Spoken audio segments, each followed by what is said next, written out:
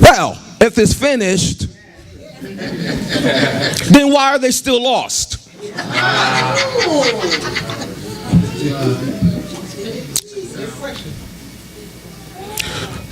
Matthew chapter 18 verse 18 reads as follows.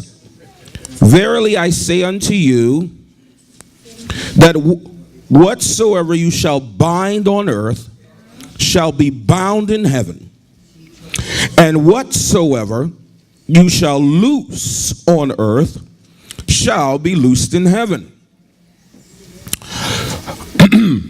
And in this chapter, I was looking at perusing down there, and Jesus gives us some reasons why people are still bound.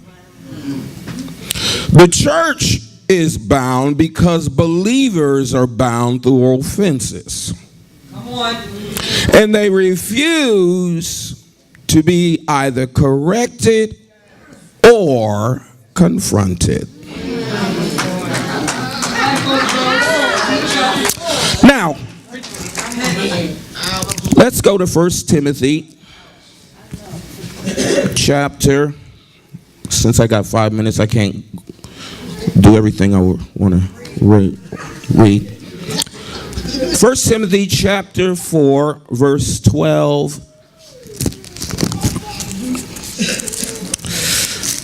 I want to talk about, the Lord wants us to speak on tonight, or this morning.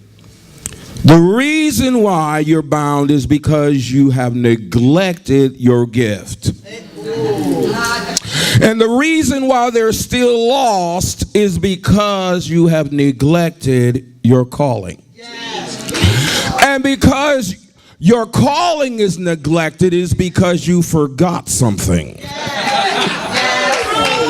So that causes you to spin into a spiral of confusion that leads you into another direction than the direction that you were purposed to go.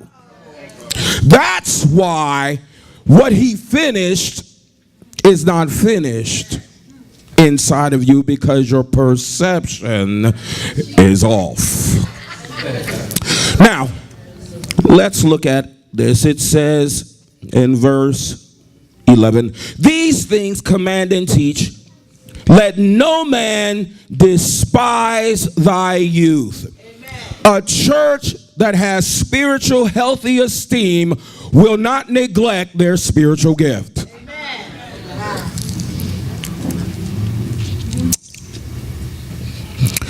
But be an example of the believers in word, conversation, charity, spirit, faith, and purity. When a church of leaders who follow the instructions of the leader, producing leaders, not neglecting their gift, will cause spiritual growth outside and inside.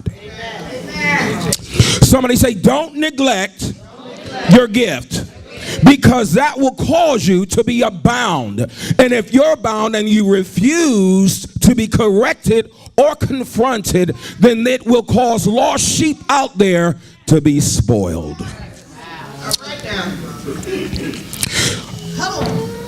Neglect not the gift which is in thee, which was what? Given by what? Prophecy and the laying on of hands of the presbytery. What you have been given is not natural, but supernatural.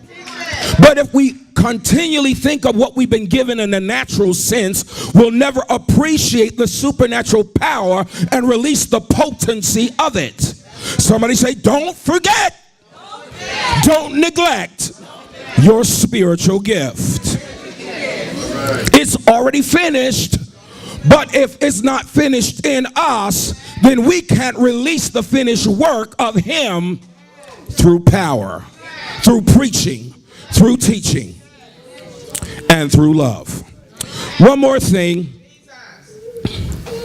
Meditate, somebody say meditate, upon these things, and give yourself wholly unto them, that your profiting, somebody say profit, may appear unto all. How not to be bound? Don't neglect your spiritual gift.